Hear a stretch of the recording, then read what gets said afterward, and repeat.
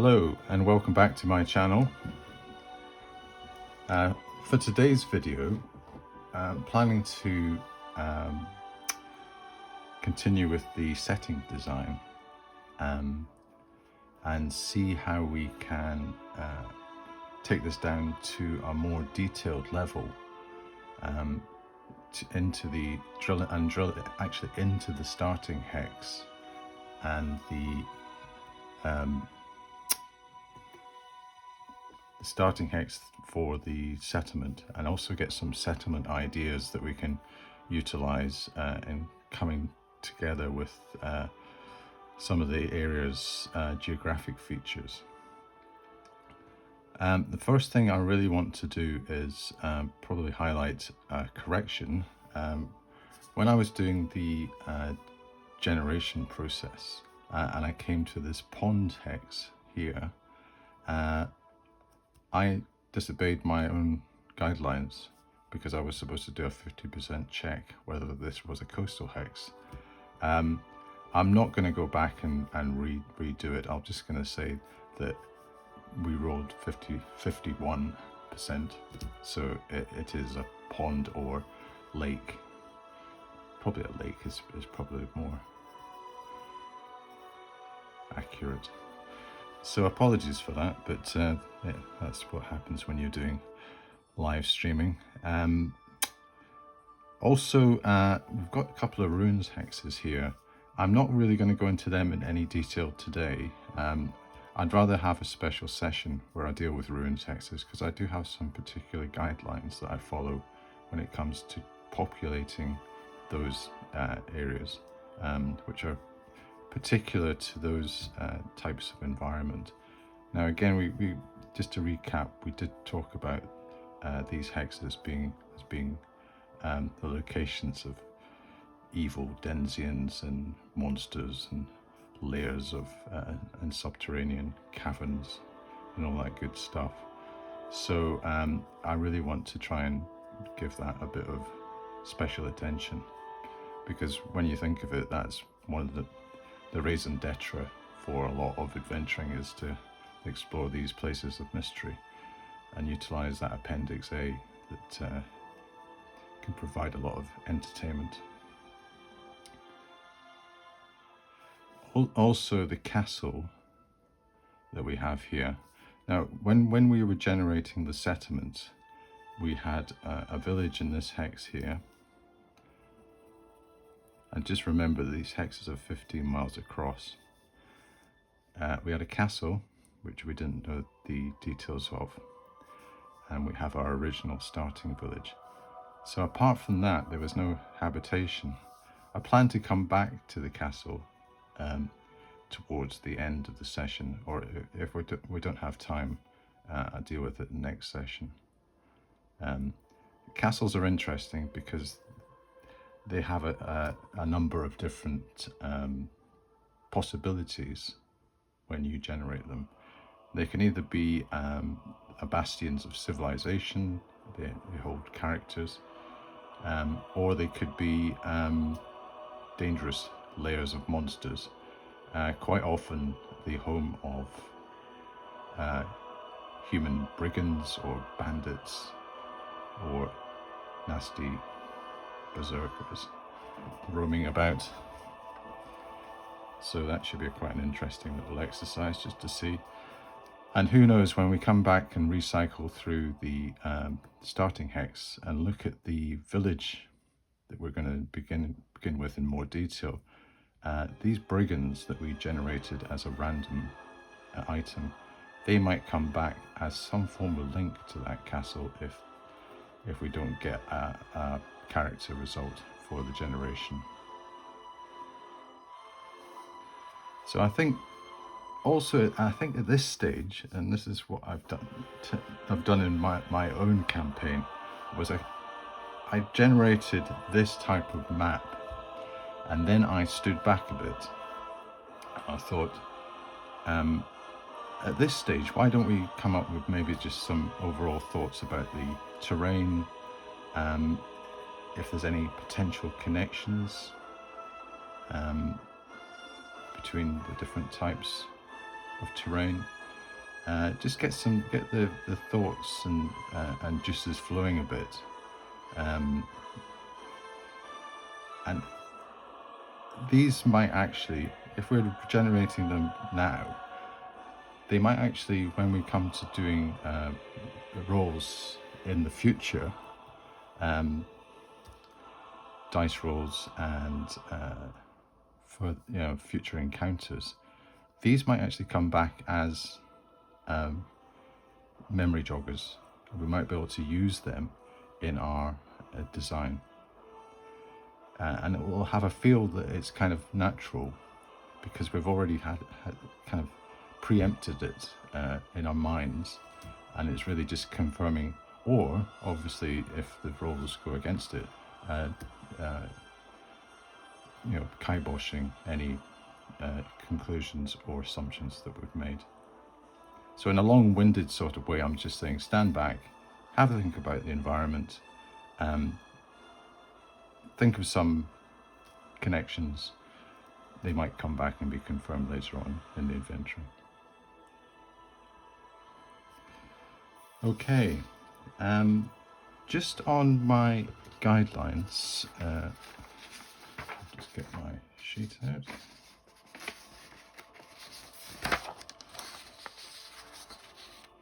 I had some high-level statements that I use just to give me some guidance on this stage of the setting design process. Some hints and tips that maybe they're not covered in detail in the Dungeon Master's Guide, because that really just takes it up to the point where we roll up a settlement in a hex that has got, say, plains in it. But what about roads and rivers? We've already covered the coast, so what I would advise to do with the geography is to, when you're looking at the geography, place your rivers based on that geography, and you probably want to link lakes and have rivers running from the mountains, so they run from the highlands down to any coastal regions. So this is, obviously it's common sense really. Rivers follow gravity, so there's a good chance that you want a river. If you have a river, you have a pond here, you have mountains round about, there's a very good likelihood that the mountains are feeding this lake. And also, when you're considering settlements, most settlements are built with some form of water source. Now it's either going to be a natural spring, but 9 times out of 10 they're going to be next to a river. So there's a good chance that a river will flow from this lake into our starting hex. So when we come to do the detailed design of this, there might be a natural flow from that hex that's having an impact on our starting hex.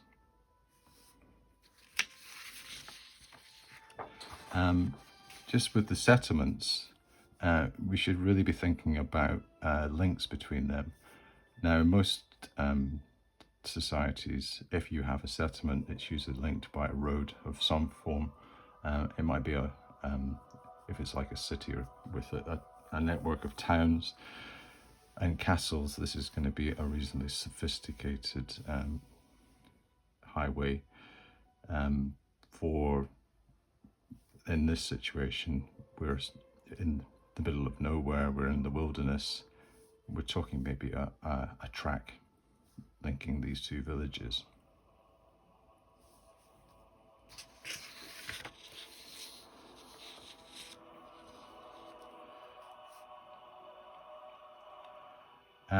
When we're doing the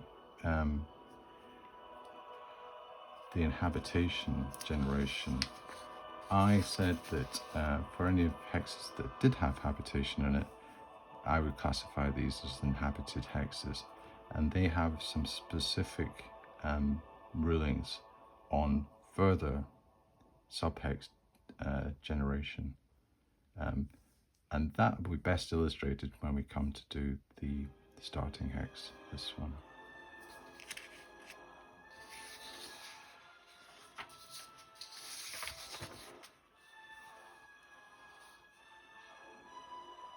So I think what I'd like to do now is to go forward and look at this starting hex and map it in a bit more detail, because that can give a very good context to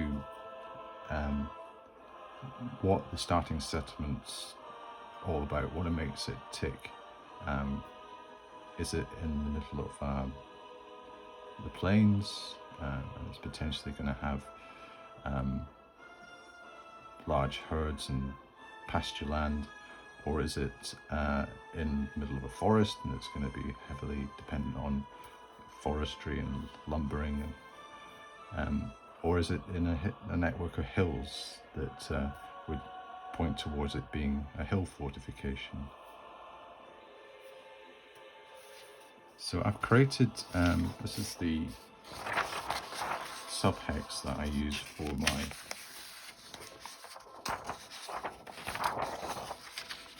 my own campaign, and each of these sub-hexes are 3 miles across.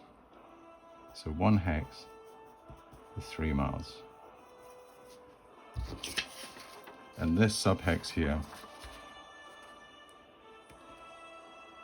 represents this hex here. So we already have a hills forest definition of the major terrain, and we're going to use that as the determinant of what each of these individual hexes are. Now we do have a slight complication, because this is a composite, a blending of hills and forests. Now the primary terrain, I would say, is our hills, because we generated that first. It's complemented by being populated with some forest. So I would say the forest in this case is a secondary terrain.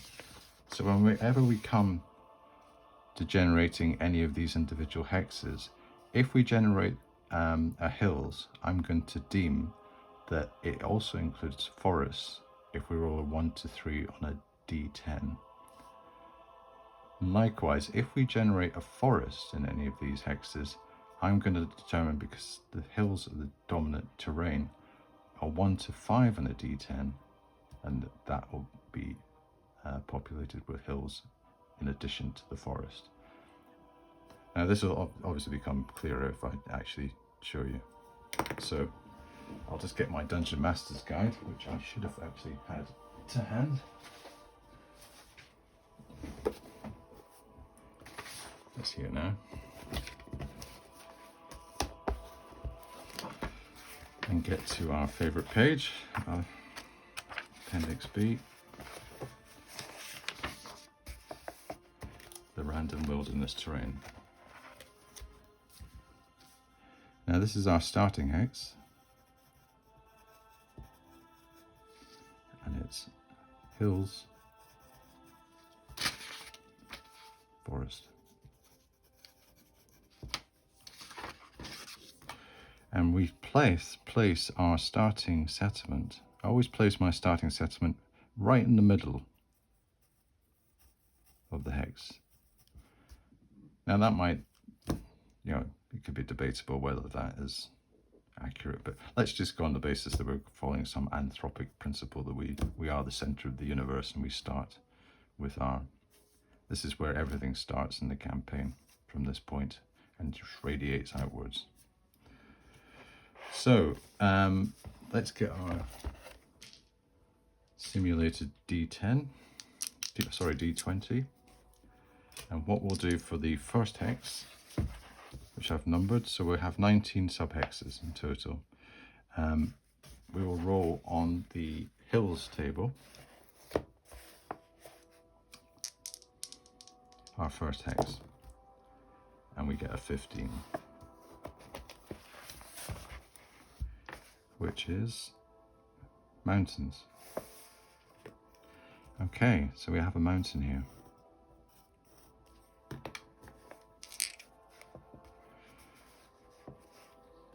just move this a bit further across. I've just seen my camera angle is not fantastic.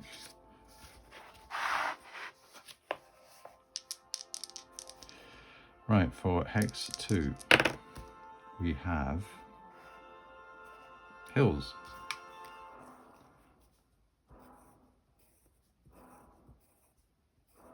Surprise, surprise. And I've said that it will have a forest on a 1 to 3. It doesn't. Our next hex is an 8, and that is hills. Now, it's not really a surprise that hills will feature heavily in this, because that is dominant terrain, and that's the whole point of this generation system. It's not creating a wild card situation where we'll just have any type of terrain. It's heavily emphasized on the predominant terrain that's already there. So again, let's see if we have a forest. Oh, we do. So on these hills, we have some forest. Okay, next, 8. Hills. Good. Let's find the probabilities. Forest. Oh no. Yeah, we do have a forest. So I'll just quickly do that. Next hex. We have a 19, sorry, which is a pond. Nice marsh. Sorry, not marsh. A pond and then there are hills. Now, hills is continuous, so let's do a 1 to 3 that it also has some nice trees around about. It doesn't. Next hex is a 13. Mountains. So we have a lonely mountain. There's a lot of mountains in this general area, and you just wonder what the overall area would be.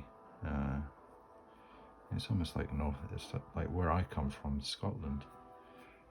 It's highly mountainous in our Highland region, with wild moorlands, and in olden times, I suppose in pre-medieval times, we were heavily forested, so we had a lot of forest and hills and wild, rugged mountains. So it's very much of that kind of atmosphere. Right, I digress. 8.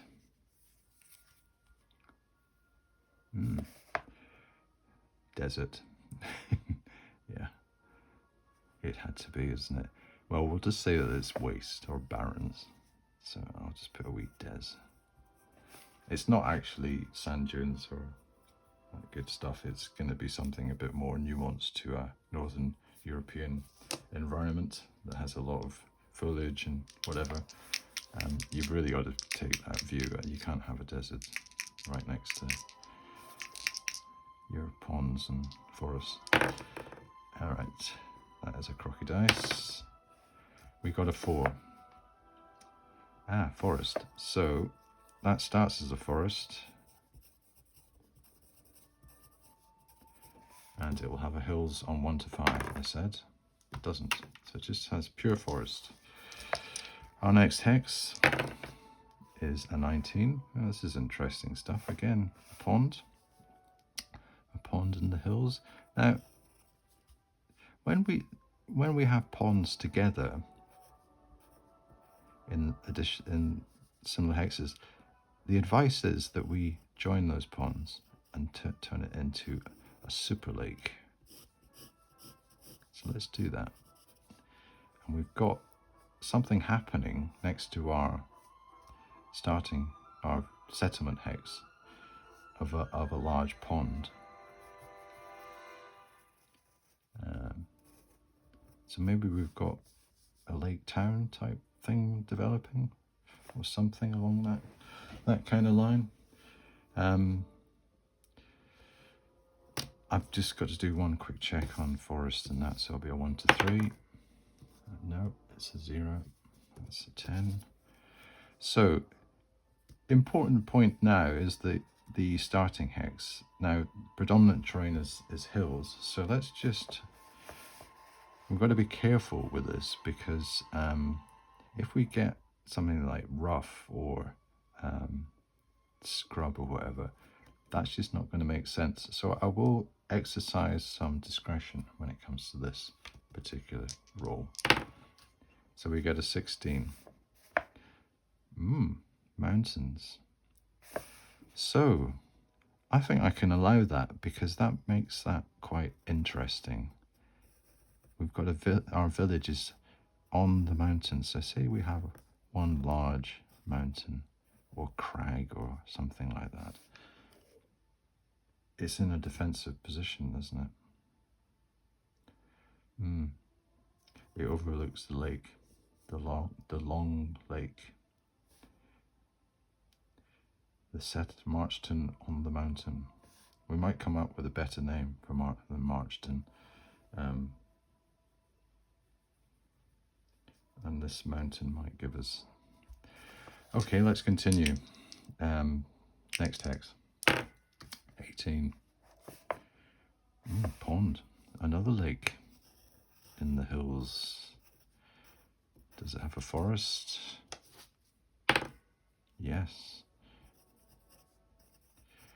So that's very pleasant.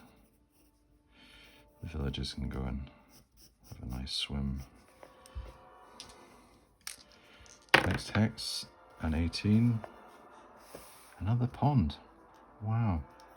This is waterlogged. So we'll just join that together. Hills, more hills. Do we have forest? No, we don't. I've just got some hills now. Okay.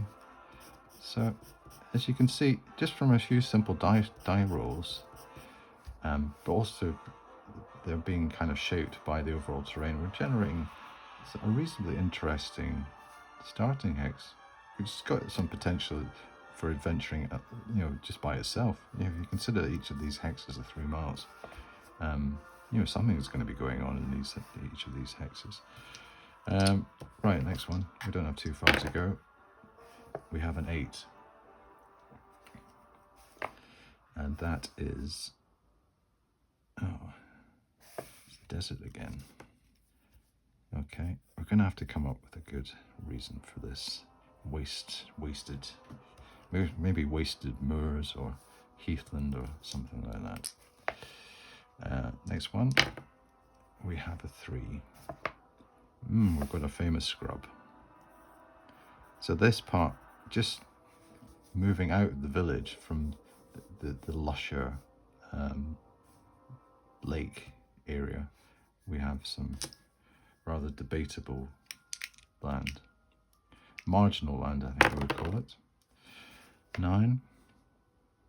Hills. Do we have a forest? No. Next one, we have an 8, which is desert. What is going on with this place? The chances. Okay, our final 3. Surely not any more desert.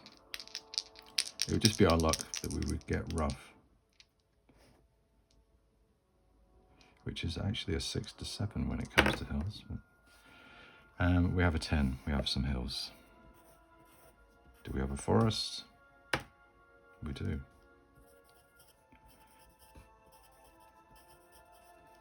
Okay, and the next one, we have a 6. Rough. Okay. Well, one of the rules that I have or guidelines that I have, is that we have a place of mystery, which is in the starting hex, and is close to the settlement. So, bingo, we've got it. It's going to be here, and it's going to be something. And that's a rule, so we can generate that at the end of the session and have a bit of excitement. I had a nice one in my starting campaign. It was a monument, or it was a monolith, which I turned into a ruined stronghold of an evil wizard. It had been destroyed in the Wizard War 200 years ago. It was all very atmospheric when my party went to adventure in it. Right, final hex, 6. Rough again. My goodness. What is going on with this place? It takes my breath away, that one. Okay.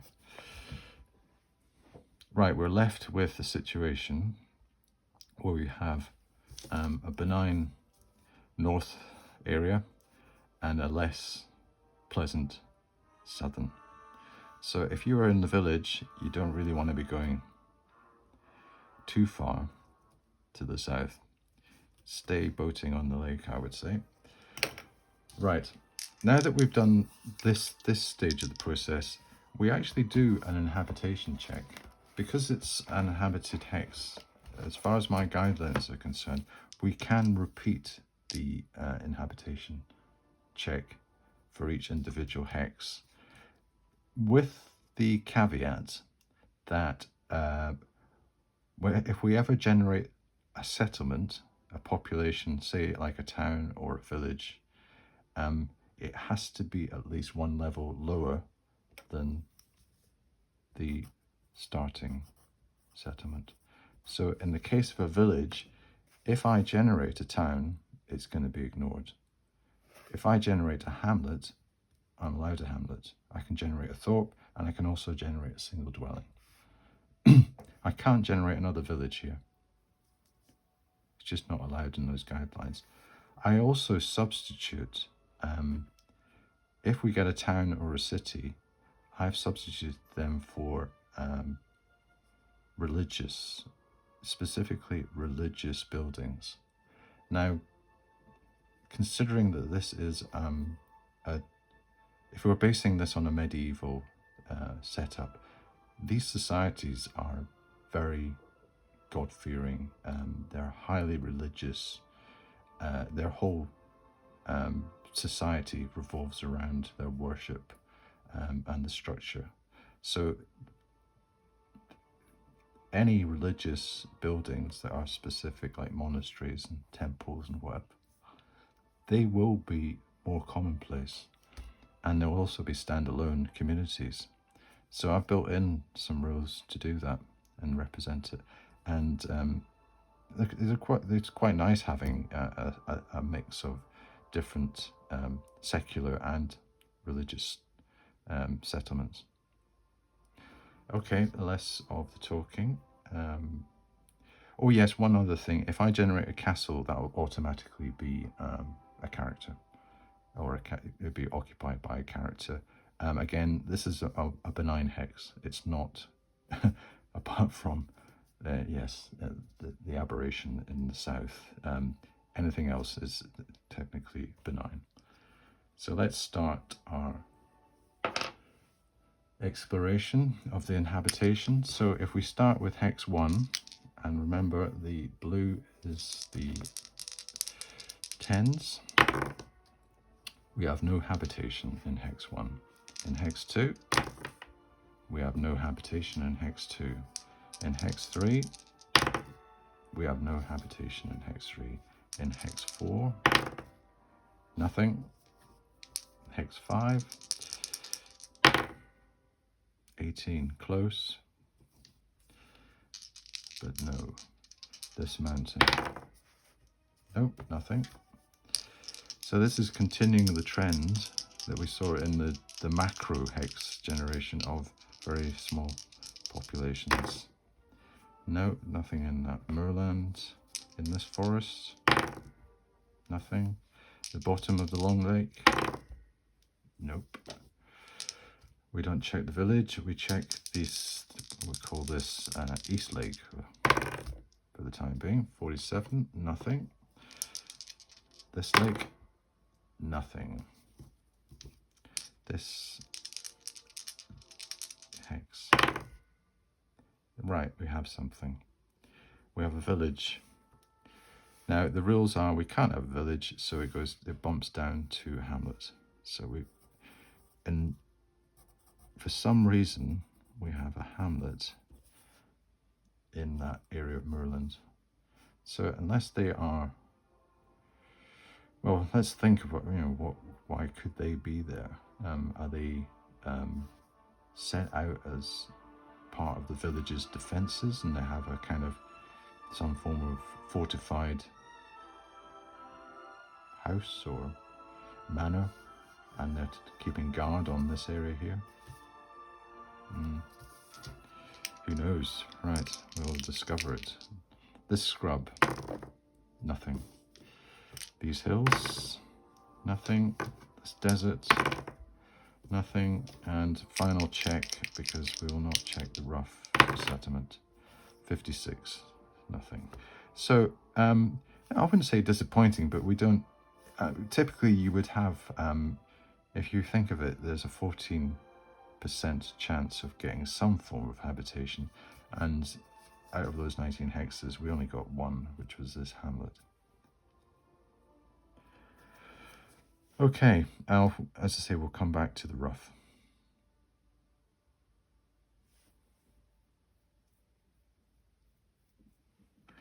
So this gives you an indication of how we can populate our sub-hex, sorry, our starting hex, and any other inhabited hexes through a similar process. And it does generate something that, well, it doesn't look too, left field really, does it? We've already got something going on here.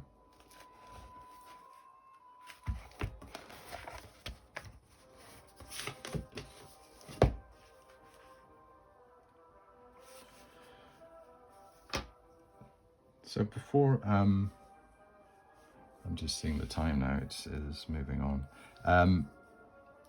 I think what I'll do is just touch on the starting settlement and have a think about just the overall area. Now, the point is of this, I was thinking that this is such a wild area now, and even when we've populated what we'd classify as a benign hex, it's generated rough and all sorts of, deserted moorland and that type of thing. It's also in the north of the realm. I'm going to call our area the Northern Marches for the time being. So we've put a stamp on it as the name. This is our game world. It's called the Northern Marches. If anyone can come up with a better name, which I'm sure we could, I will adopt it. No questions asked. Okay, so coming back to our village, the one thing I did want to do was calculate who the ruler was. And remember we had the noble table in the city encounters. I want to revisit that and generate our ruler. So I'm going to say 80% will be a fighter and 20% a cleric. So let's just work out what our ruler is. He is a fighter. He is level, the heady level of a D8 plus 4. He is a chap not to be messed with. 10. He is a level 10 fighter.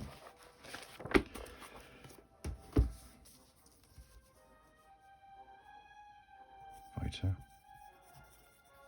Level 10. It's one mission I made when we were designing. Now with the brigands, besieging this town, and spelling mistake, it's always I before E, except after C. We've got a bit more context to this village now, because we've got this map.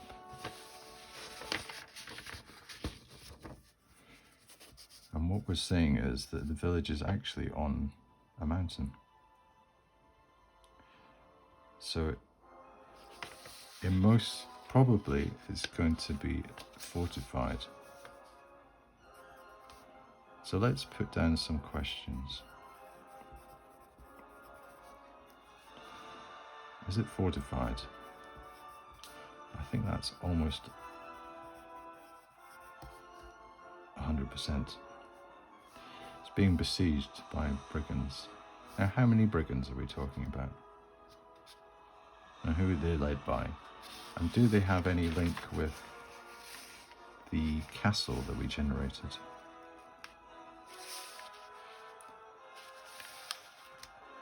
Other question. Let's say yes. Poor. Why? Is that because of the attacks? It's being blockaded and cut off? Are these brigands capable of an organised siege? Is it in good? It does seem to be in a reasonably prosperous, or potentially prosperous environment. You know, lakes. You know, it's going to have natural resources.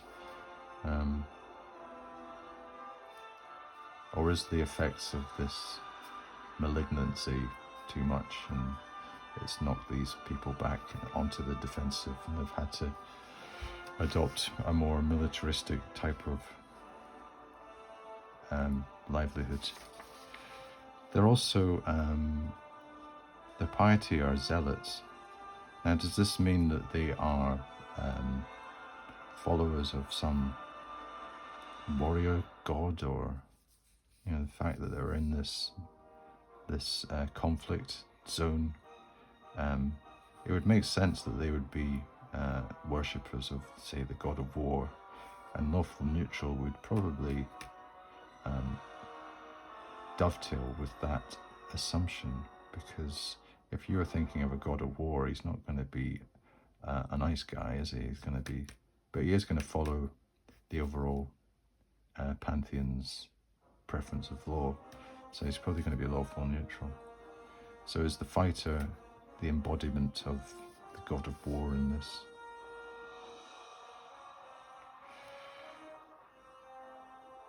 Okay, I think my point is that these die rolls, these simple die rolls, can generate lots of questions and get your mind going. What we'll do in the next session is to just go through the rest of the points that I've spoken about.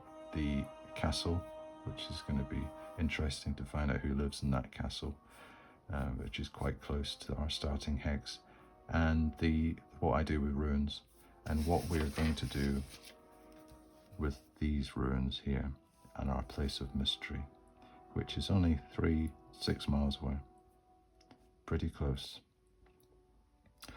Okay, I think that's enough for today. Thanks for watching, and I will see you next time.